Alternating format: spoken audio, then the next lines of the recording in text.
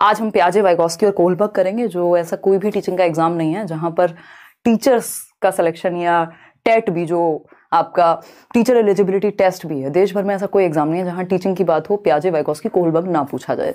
तो समझेंगे, स्पेशली अगर हम बात सीटेट की कर रहे हैं तो कम से कम भी 5 से 6 नंबर में ये 3 थियरीज आती हैं। इंपॉर्टेंट है इनको समझना, क्योंकि अगर आप इन थियरीज को समझ लेते हैं तो लगभग जितने भी आपके डेवलपमेंट या पेडागोजी के भी बहुत सारे क्वेश्चंस सॉल्व हो जाते हैं।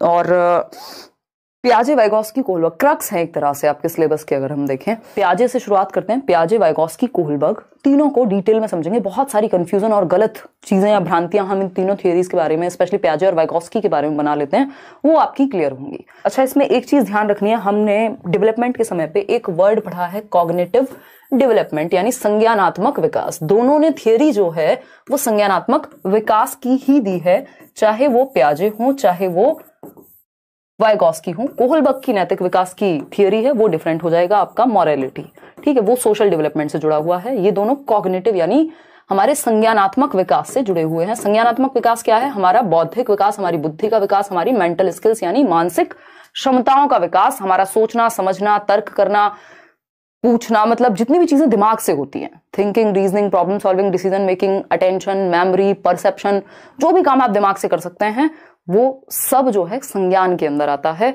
जिसके बारे में पियाजे ने एक थियरी दी है और जिसके बारे में वाइगॉस्की ने एक थियरी दी है। पियाजे की अगर हम बात करें तो इन्होंने स्टेजेस और एलिमेंट्स पे बात की है, वाइगॉस्की ने कोई भी स्टेजेस नहीं दी हैं। इसीलिए इनको कहा जाता है कि वाइगॉस्की क्या कहते हैं, विकास को कॉन्टिन्यूअस यानी सतत मानते हैं। सीटेट में पहली बार पूछा गया, हालांकि हम ये पहले से ही डिस्कस करते थे। तो वाइगॉस्की क्या है? कॉन्टिन्यूअस मानते हैं वाइगॉस्की डेवलपमेंट को, पियाजे डिसकॉन्टिन्यूअस मानते हैं। ये सबसे पहली बात हुई, ठीक। पियाजे की थियरी का नाम ही पियाजे कॉग्निटिव डेवलपमेंट है, यानी पियाजे का संज्ञानात्मक विकास का सिद्धांत। एक नंबर में क्वेश्चन ऐसे भी पूछ लिया जाता है। और जो वाइगॉस्की की थियरी का नाम है वो संज्ञानात्मक विकास नहीं है, बट इन्होंने बात संज्ञानात्मक विकास की ही की है। इनकी थियरी का नाम है सोशियो कल्चरल अप्रोच, सामाजिक सांस्कृतिक सिद्धांत या परिप्रेक्ष्य। लेकिन आपको याद रखना है कि थियरी किसकी है? संज्ञानात्मक विकास की ही है। स्टार्ट करते हैं पियाजे से। और पियाजे जो हैं बहुत फेमस हैं आप लोगों के बीच, है ना। कई लोगों ने तो पेजेस बनाए हुए हैं, कमेंट्स में कई लोग कमेंट करते हैं पियाजे चचा स्विट्जरलैंड वाले। तो ये स्विस मनोवैज्ञानिक थे। मनोवैज्ञानिक क्या, ये साइकोलॉजिस्ट भी थे, बायोलॉजिस्ट भी थे। इन्होंने इंटेलिजेंस पे भी काम किया, एल्फ्रेड बिने और थियोडोर साइमन जैसे लोगों के साथ। बहुत डिफरेंट कॉन्टेक्स्ट में इन्होंने काम किया। अपने आप में एक प्रोडिजी जिसको हम बोलते हैं, बहुत ही कम उम्र में पीएचडी पेपर इन्होंने पब्लिश किए। तो खतरनाक इंसान हम कह सकते हैं। अब तो ऐसे लोग खैर मर के भी नहीं मरते हैं, मतलब जीवित ही मानेंगे। चलिए स्टार्ट करते हैं। संज्ञानात्मक विकास पियाजे, मतलब 15-16 साल में इनके पेपर और दुनिया भर की चीजें पब्लिश हो गई थी। पियाजेस कॉग्निटिव डेवलपमेंट या पियाजेस कॉग्निटिव डेवलपमेंट थियरी, पियाजे का संज्ञानात्मक विकास का सिद्धांत। बहुत ही बढ़िया, बिल्कुल सुकून से चलेंगे, क्योंकि मैं इन डेप्थ इसीलिए लेकर के चल रही हूं क्योंकि अभी पेपर कॉन्सेप्चुअल है। आप 10 चीजें एक बार पढ़ें, इससे ज्यादा जरूरी है कि आप एक चीज कम से कम भी 10 बार रिवाइज करें। पियाजेस कॉग्निटिव डेवलपमेंट, संज्ञानात्मक विकास का सिद्धांत पियाजे के द्वारा दिया गया। संज्ञान का मतलब सिंपल है, थिंकिंग, रीजनिंग, जितनी भी चीजें दिमाग से होती हैं। कॉन्सेप्चुअल डेवलपमेंट, आपके संप्रत्ययों का विकास। संप्रत्यय कहां? हाथों में बन रहे हैं। अगर मैं आपसे पूछूं कि भाई कर्णम मलेश्वरी के बारे में बताइए, तो ये एक तरह का कॉन्सेप्ट है जो आपके दिमाग में है, आपके स्कीमा में होगा, कहीं ना कहीं आपके ऑर्गेनाइज्ड फॉर्मेट में होगा, ब्रेन के एग्जिस्टिंग नॉलेज में कहीं पे रखा हुआ होगा। तो कॉन्सेप्ट कहां बनेगा? हाथों में नहीं, दिमाग में, ठीक। तो कॉन्सेप्ट का डेवलपमेंट भी, संप्रत्ययों का निर्माण कॉग्निटिव डेवलपमेंट के अंदर ही आता है। लैंग्वेज भी कॉग्निटिव डेवलपमेंट के अंदर ही आती है। दूसरे शब्दों में एक बार क्वेश्चन पूछा जा चुका है, इंटेलेक्चुअल डेवलपमेंट की 4 स्टेजेस किसने दी हैं, यानी बौद्धिक विकास के 4 चरण किसके द्वारा दिए गए हैं? सिंपल आंसर है पियाजे के द्वारा। क्लियर है बात? कोई दिक्कत परेशानी? पियाजे क्या थे? एक स्विस साइकोलॉजिस्ट थे। बहुत ज्यादा महत्वपूर्ण नहीं है, बट आपको पता होना चाहिए कि भैया एक स्विट्जरलैंड के मनोवैज्ञानिक थे। और इनको जेनेटिक एपिस्टेमोलॉजिस्ट भी कहा जाता है, यानी एक एपिस्टेमोलॉजी होती है फिलॉसफी की एक ब्रांच, कि नॉलेज कैसे बनती है उस पे वो ज्ञान मीमांसा कहते हैं जिसको हम। तो इन्होंने कहा जेनेटिक्स के थ्रू हम नॉलेज या ब्रेन को डेवलप कर रहे हैं कहीं ना कहीं, यानी हेरिडिटी को बहुत ज्यादा महत्व दिया है ना। हेरिडिटी मतलब हमारी बायोलॉजी, हमारी जैविकता, हमारी आनुवांशिकता के जो जीन्स हैं, एक जनरेशन से दूसरी जनरेशन में जो ट्रांसफर हो रहे हैं, वो हमारे संज्ञान के विकास या हमारे विकास में बहुत ही अहम भूमिका निभाते हैं। जबकि वाइगॉस्की ने आपके जेनेटिक्स को या हेरिडिटी को उतना महत्वपूर्ण, बायोलॉजी को एक तरह से इग्नोर कर दिया गया। ये उनका एक क्रिटिसिज्म भी है, ठीक है ना, चीजें कनेक्ट करते हुए पढ़ना है, अदरवाइज तो आप रट्टे लगाते रह जाएंगे और रट्टे से पेपर में बहुत मुश्किल से क्वेश्चन सॉल्व हो पाएंगे। ठीक है, समझते हैं। अगर हम बात करें कि बच्चों को क्या कहा इन्होंने, लिटिल साइंटिस्ट कहा, यानी नन्हे वैज्ञानिक हैं बच्चे। वैज्ञानिक क्या करते हैं, बहुत क्यूरियस होते हैं हर चीज को लेकर के, जो भी चीजें उनके एनवायरमेंट में हो रही होती हैं, जिस भी प्रॉब्लम को वो सॉल्व कर रहे होते हैं, बहुत जिज्ञासु होते हैं, क्वेश्चनिंग माइंडसेट होता है, इंक्वायरी करते हैं, एक्सप्लोरर्स होते हैं, है ना, डोरा द एक्सप्लोरर नहीं, नॉर्मल एक्सप्लोरर होते हैं जो अन्वेषण करें, है ना, जो खोज करें, डिस्कवरी करें आसपास। ठीक, तो एक्सप्लोर करते हैं बच्चे। क्या है, नन्हे वैज्ञानिक हैं, यानी छोटे वैज्ञानिक है। उनको आप बॉटल दे दो, उसको भी तोड़ फोड़ के, मुझे याद है बचपन में एक पेन मिला था, ये कहानी शायद मैंने डिटेल में सुनाई हुई है आपको कभी, तो पेन मिला था, तो मैंने वो वैसे टिक टैक वाला पेन था और बड़ा अच्छा पेन था वो, पहली बार अच्छा सुंदर सा पेन मैंने लिया था उस तरह का। और कुछ देर बाद मैंने उसको रेत वेत में और इधर उधर खोल खाल के पता नहीं उसका क्या बन गया था, वो चल नहीं पाया था, मुझे दुख हुआ था, लेकिन मेरी डिस्कवरी उस समय पे हो गई होगी। मैं एक लिटिल साइंटिस्ट थी, आप सभी भी रहे होंगे बचपन में, छोटी सी बात है जिसको आप याद रख सकते हैं। तो उन्होंने कहा नन्हे वैज्ञानिक हैं, लिटिल साइंटिस्ट हैं। इसका मतलब क्या हुआ, एक्टिव कंस्ट्रक्टर्स ऑफ नॉलेज हैं, एक्टिव एक्सप्लोरर्स हैं एनवायरमेंट के, सक्रिय निर्माता हैं, यानी वो सक्रिय हैं ना कि निष्क्रिय। पैसिव वर्ड एकदम नेगेटिव है। जो भी बात बच्चे को सेंटर में रख के करेंगे, जैसे कि प्याजे हैं, बच्चे को सेंटर में रखते हैं, कहीं ना कहीं उसकी एक्टिविटीज को सेंटर में रखते हैं, तो पैसिविटी तो दूर दूर तक नहीं रहेगी। बहुत ही ज्यादा नेगेटिव वर्ड है पूरे एग्जाम के लिए आपके। तो निष्क्रिय तो हो नहीं सकते बच्चे के बस बैठे हुए हैं और टीचर कुछ कुछ सुना रहे हैं और नींद आ गई, एक नींद ले ली, खाना खा लिया, लंच कर लिया, साथ में बैठे बैठे क्लास में सब कुछ कर लिया, बस पढ़ नहीं रहे। ऐसा नहीं है, बच्चे क्या है, सक्रिय हैं, वो एक्टिवली इन्वॉल्व हैं क्लासरूम में या दुनिया में। तो वो ज्ञान के सक्रिय निर्माता हैं, वो अपने ज्ञान का निर्माण एक्टिविटी करके कर रहे हैं दुनिया में। इतनी बात क्लियर है हमें। ये छोटी छोटी बातें हैं। एक्टिव कंस्ट्रक्टर्स हो गए, बिल्डर्स ऑफ नॉलेज इनको कहा, ज्ञान के सक्रिय निर्माता। इंग्लिश में, हिंदी में कई शब्द इसको लेकर के हैं। ठीक, छोटी सी बात है, कोई बहुत बड़ी बात नहीं है। मैं फिर से रिपीट करूंगी एक बार, कोई जल्दी नहीं है। प्याजे को अगर अच्छे से समझ लिया, वाइगॉस्की भी अच्छे से समझ में आ जाएंगे, कोलबर्ग तो अपने आप में अलग चीज हो जाती है। तो प्याजे ने, वैसे तो इन्होंने मॉरल डेवलपमेंट पे भी काम किया था, बट वो थियरी कंप्लीट नहीं थी तो जनरली पूछी नहीं जाती बहुत बार। तो कॉग्निटिव डेवलपमेंट यानी संज्ञानात्मक विकास, इसी को इंटेलेक्चुअल डेवलपमेंट कह रहे हैं। एक्टिव एक्सप्लोरर्स हैं एनवायरमेंट के, एक्टिव बिल्डर्स ऑफ नॉलेज हैं, लिटिल साइंटिस्ट हैं, ये सब बातें हम मान रहे हैं। और प्याजे क्या है, एक रेडिकल कंस्ट्रक्टिविस्ट हैं, रचनावादी हैं। तभी तो वो कह रहे हैं ना, बच्चा रचना करके सीखेगा। तो रचना करके कौन कहेगा सीखेगा, जो कंस्ट्रक्टिविज्म में, रचनावाद में विश्वास रखता होगा, है ना। प्याजे क्या है, रेडिकल कंस्ट्रक्टिविस्ट हैं। और वाइगॉस्की क्या है, वो सोशियो कंस्ट्रक्टिविस्ट हैं, वो समाज के द्वारा कंस्ट्रक्शन की बात करते हैं। ये बच्चे की इंडिपेंडेंट एक्टिविटीज के द्वारा, उसकी स्वतंत्र क्रियाओं के द्वारा ज्ञान के सृजन की बात करते हैं। ये डिफरेंस है मेन प्याजे और वाइगॉस्की में। अगर हम कहें तो प्याजे एक कंस्ट्रक्टिविस्ट हैं। 2 मिनट देकर के इसको समझेंगे, एक क्वेश्चन यहां से भी सीधा सीधा आता है। कंस्ट्रक्टिविज्म क्या है, अभी जब आप सीटेट कर लेंगे या कर चुके हैं जितने भी लोग, तो कंस्ट्रक्टिविज्म या स्कूल्स ऑफ साइकोलॉजी एक चैप्टर है। अगर आपने मेरी नोट्स की बुक भी देखी है, अभी आउट ऑफ स्टॉक है, आ जाएगी 1-2 दिन में। तो कंस्ट्रक्टिविज्म आपने अगर देखा है तो हमने देखा है स्कूल्स ऑफ साइकोलॉजी हैं, यानी मनोविज्ञान के बहुत सारे संप्रदाय हैं कि भाई एक स्ट्रक्चरलिज्म हुआ, फिर उसके बाद और तरह तरह की चीजें आई, बिहेवियरिज्म हुआ, व्यवहारवाद। सबकी अपनी विचारधाराएं हैं, हर व्यक्ति होता है जैसे उसकी अपनी एक विचारधारा होगी, है ना। जैसे पॉलिटिकल पार्टीज के लोग बढ़ जाते हैं कि हम फलाने विंग से हैं, हम ढिकाने विंग से हैं, है ना। ये क्या हुआ, इसी तरह से अलग अलग स्कूल्स ऑफ थॉट हैं जो अलग अलग विचारधाराओं में विश्वास रखते हैं। उसी तरह से एक स्कूल है कंस्ट्रक्टिविज्म यानी रचनावाद, जो ये मानता है कि ज्ञान का जो निर्माण है, नॉलेज का जो कंस्ट्रक्शन है, वो रचना उसकी हो सकती है, उसको हम कंस्ट्रक्ट कर सकते हैं एक्टिविटी करके। ये एक मेन थॉट है कंस्ट्रक्टिविज्म का। इसी के बेसिस पे आज का एजुकेशन सिस्टम बहुत हद तक निर्धारित है, आधारित है। अगर मैं कहूं एनसीएफ 2005 की जब आप बात कर रहे हैं, अपने आप में एक डॉक्यूमेंट है। अगर आप एनईपी जो नेशनल एजुकेशन पॉलिसी है, ये सब हम कल करने वाले हैं, इसकी भी आप बात करेंगे तो ये भी किस पे आधारित है, रचनावाद पर ही आधारित है, क्योंकि ये बच्चे को एक्टिव रखने की बात करता है। ठीक, और इसमें टीचर क्या है, टीचर एक फैसिलिटेटर है। तो ऐसा नहीं है कि टीचर का कोई रोल नहीं है प्याजे के अकॉर्डिंग, वो क्या है, एक सुविधा दाता है। जैसे आप एक माली की तरह पौधे का ध्यान रखते हैं, बट पौधे को जबरदस्ती खींच के बड़ा नहीं कर देते। तो आप माहौल बनाने वाले व्यक्ति हैं, जहां जरूरत हो वहां बच्चे के लिए आप अवेलेबल हैं, फैसिलिटेटर एंड सुविधा दाता हैं। ये हम एनसीएफ में और डिटेल में जानेंगे। तो इस कंस्ट्रक्टिविज्म में भी अलग अलग थॉट के लोग हैं। जैसे प्याजे की अगर हम बात करें, ये भी कहते हैं बच्चा रचना करता है, और वाइगॉस्की भी, लेकिन प्याजे कहेंगे ये रेडिकल है इस बात को लेकर के कि बच्चा स्वयं से एक्टिविटी करेगा अपने आसपास और नॉलेज को कंस्ट्रक्ट करेगा। तो ये क्या हुए, रेडिकल कंस्ट्रक्टिविज्म, रेडिकल कंस्ट्रक्टिविस्ट हो गए, ठीक है, रचनावादी। वहीं वाइगॉस्की क्या है, वो सोशियो कंस्ट्रक्टिविस्ट या सोशल कंस्ट्रक्टिविस्ट यानी सामाजिक रचनावादी। वो कह रहे हैं समाज की सहायता लेकर के ज्ञान का निर्माण बच्चा करेगा, ऐसा वाइगॉस्की कह रहे हैं। इनको डिटेल में बिल्कुल जड़ से समझने की जरूरत है, अदरवाइज ऊपर ऊपर से अगर आप लाइन बाय लाइन रट लेंगे तो फिर फंसेंगे। ठीक, तो एक बात हमेशा याद रखिएगा, प्याजे उल्टा नहीं कहते हर बात जो वाइगॉस्की कहते हैं, और जो वाइगॉस्की कहते हैं जो भी प्याजे कह रहे हैं उसका उल्टा वाइगॉस्की नहीं कह रहे हैं। कई लोग क्या करते हैं, इस चीज को रट लेते हैं दिमाग में, और कई टीचर्स भी ऐसा बता देते हैं। तो ये एक दूसरे के दुश्मन नहीं है कि जो प्याजे ने कहा है उसका उल्टा कहा होगा वाइगॉस्की ने। जैसे एक थॉट चलता है कि पहले थॉट आया या लैंग्वेज आई, यानी पहले विचार आई या विचार आया या भाषा आई। तो ऐसा मानते हैं प्याजे कि भाई पहले विचार आया। इसका ऑपोजिट वाइगॉस्की बिल्कुल भी नहीं कहते हैं। वो ये नहीं कह रहे कि पहले लैंग्वेज आ गई बाद में विचार आया है।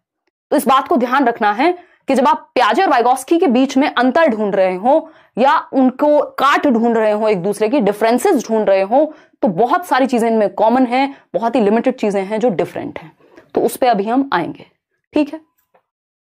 तो ये एक बेसिक सी बात हो गई, और इसमें बच्चा जो है एक्टिव ही रहेगा कंस्ट्रक्टिविज्म में। इनके अलावा ब्रूनर भी एक व्यक्ति हैं जो क्या है, सक्रिय मान रहे हैं बच्चों को, या वो भी कंस्ट्रक्टिविज्म की बात कर देंगे, ठीक है। चलिए समझते हैं आगे की कहानी। तो प्याजे रेडिकल कंस्ट्रक्टिविस्ट हो गए, अपने संज्ञान का निर्माण बच्चा एक्टिविटी करके करेगा। ये सिद्धांत हमें क्या बताता है कि जो मानसिक संज्ञानात्मक संरचना है, जो हमारा मेंटल स्ट्रक्चर्स बनते हैं, जिसके साथ आप पैदा हुए हैं, एक तरह से स्कीमा भी कह देते हैं इनको, कि हमारे ब्रेन में कुछ मानसिक संरचनाएं बनी हुई हैं जिसके साथ हम जन्म भी ले रहे हैं। आप देखते हैं बच्चा पैदा हुआ है, उसको आप छोटा सा बच्चा 3 महीने का भी आसपास आप कभी देखिएगा, आप उसको अपनी फिंगर भी देंगे वो ऐसे पकड़ लेगा, छोड़ना उसको हो सकता है ना आता हो। यानी ग्रास्पिंग जैसा जो स्कीमा है या कुछ सर्वाइवल स्कीमास हमारे ब्रेन में होते हैं जब हम जन्म लेते हैं तब से ही। या फिर सकिंग की अगर हम बात कर रहे हैं कि बच्चे को आप दूध पिलाना, ऐसे थोड़ी ट्रेनिंग दी है आपने कि दूध कैसे पीना है, आपने थोड़ा बहुत उसको बस हल्का सा मूव किया और वो दूध पीना सीख जाता है, बचपन से फीड करना सीख जाता है। तो कुछ स्कीमा सर्वाइवल के लिए हमारे ब्रेन में पहले से होते हैं, हमारे सर्वाइवल इंस्टिंक्ट्स में कहीं ना कहीं होते हैं। स्कीमा क्या है, ये सिंपल मानसिक संरचना है, संज्ञानात्मक संरचनाएं हैं, एग्जिस्टिंग नॉलेज है जो ब्रेन में आपकी संरचना बनी हुई है। आप मुझे पहचान पा रहे हैं क्योंकि आपके ब्रेन में एक स्कीमा है मुझे लेकर के, ठीक है। कोई दिक्कत परेशानी? 15 साल की उम्र तक अधिकतम विकास जो है संज्ञानात्मक पक्ष में हो जाएगा, ऐसा प्याजे कह रहे हैं। इनकी जो स्टेजेस हैं वो जन्म से शुरू होकर के 15 साल पे खत्म हो जाती हैं। मतलब ऐसा नहीं है कि 15 साल के बाद विकास होना बंद हो गया, लेकिन ये 15 साल तक की ही उम्र का विश्लेषण दे रहे हैं। और जो सिलेबस है आपका, ज्यादातर चीजें इन पे आधारित है। आप देखते हैं कि एज के अकॉर्डिंग सिलेबस डिजाइन होता है। ऐसा तो नहीं है कि 7th क्लास का बच्चा है तो आपको पता होता है कि यार इस उम्र का बच्चा होगा, कहीं 14 साल के आसपास, 12 साल के आसपास, 13 साल के आसपास का बच्चा होगा, तो उसकी जो मेंटल एबिलिटीज होंगी उसके हिसाब से आपको एनसीईआरटीज में भी एग्जांपल्स मिलते हैं, उसकी एज को ध्यान में रख करके बनाई जा रही हैं किताबें। तो एज को ये महत्वपूर्ण मानते हैं, हेरिडिटी को ये महत्वपूर्ण मानते हैं, ठीक। और 15 साल तक मैक्सिमम डेवलपमेंट यहां पे हो जाएगा। अब क्योंकि इन्होंने स्टेजेस में तोड़ दिया है विकास को, इसीलिए कि भाई 4 स्टेजेस मान लीजिए दी हैं, 4 स्टेजेस इन्होंने दी हैं, तो पहली स्टेज में इतना विकास, ये क्षमताएं आ गई, उससे ऊपर थोड़ा और हुआ, फिर और हुआ, और मैक्सिमम डेवलपमेंट आपका 15 साल तक हो गया संज्ञान का। उसके बाद तो आप डेवलप करते रहेंगे। इसीलिए इन्होंने विकास को अनिरंतर यानी डिसकंटिन्यूअस बताया है। जो व्यक्ति स्टेजेस की बात करेगा, जो व्यक्ति चरणों में बांट करके विकास की बात करेगा, वो कहीं ना कहीं डिसकंटिन्यूअस तो मान ही रहा होगा। जनरली हम क्या पढ़ते हैं, development is a continuous process, यानी सतत प्रक्रिया है। लेकिन जब हम बात प्याजे की कर रहे हैं, क्योंकि ये सब्जेक्ट जो है आपका मनोविज्ञान है या बाल विकास है, ये मैथ्स नहीं है कि 2+2 हमेशा 4 ही होगा, है ना। तो ये डिसकंटिन्यूअस कैसे होगा? कॉन्टिन्यूअस भी है डेवलपमेंट, डिसकंटिन्यूअस भी है। ज्यादातर जो लोग हैं वो ये मानेंगे कि विकास एक कॉन्टिन्यूअस प्रक्रिया है, लेकिन जब हम प्याजे की बात कर रहे हैं तो इन्होंने डिसकंटिन्यूअस माना। क्यों? क्योंकि स्टेजेस में तोड़ तोड़ के बात कर रहे हैं कि इस स्टेज में इतना, फिर इसमें इतना, फिर इसमें इतना, यानी असतत है जो विकास की प्रक्रिया है प्याजे के अनुसार। इसका उल्टा है, वाइगॉस्की कहते हैं कॉन्टिन्यूअस है, क्योंकि उन्होंने किसी एज या स्टेज की बात नहीं की है, ठीक। कलेक्टिव मोनोलॉग नाम की एक चीज है, 3 से 5 वर्ष में आती है, प्री ऑपरेशनल स्टेज। अभी आप आगे पढ़ेंगे, इस पे क्वेश्चन इस बार पूछा हुआ है। सामूहिक एकालाप, यानी सारे बच्चे आपस में बैठे हुए हैं और सब कुछ बातें कर रहे हैं, कोई किसी से बात नहीं कर रहा, बट सब बोल रहे हैं एक साथ। जैसे पूरा स्कूल मान लीजिए 2 एकम 2, 2 दूनी 4 गा रहा हो, तो वो कलेक्टिव मोनोलॉग है, कोई किसी से बात नहीं कर रहा लेकिन आवाज सबकी आ रही है। प्याजे की अगर हम बात करें, इन्होंने 4 स्टेजेस दी ही है। उससे पहले इन्होंने 4 एलिमेंट्स दिए हैं, जिसको कई लोग मिस कर जाते हैं उस चक्कर में, फिर ये थियरी कंप्लीट समझ में नहीं आ पाती। ठीक, 4 एलिमेंट्स दिए हैं इन्होंने डेवलपमेंट के। ये 4 स्टेजेस या 4 चरण नहीं है, ये 4 तत्व हैं जिनको महत्वपूर्ण माना पियाजे ने। क्या है ये तत्व हैं जो संज्ञानात्मक विकास में महत्वपूर्ण भूमिका निभाते हैं। MESE ये एक निमोनिक है, शॉर्टकट्स हैं जो हमने छोटी छोटी ट्रिक्स लगभग हर एक थियरी के लिए बनाई हुई हैं। और अभी यूट्यूब की दुनिया में या ऑफलाइन में भी ऐसा होता है, बहुत बार लोग आते हैं मीटअप वगैरह में, बहुत भरपूर यूज इसका लोग करते हैं। कई लोग क्रेडिट देते हैं लेट्स लर्न को या मुझे, या कई लोग नहीं भी देते हैं, but how does it matter, अगर आपका फायदा हो रहा है बाकी सारी चीजें सेकेंडरी हैं। ठीक, तो ये MESE की जब हम बात कर रहे हैं, यानी ये क्या है, 4 तत्व हैं।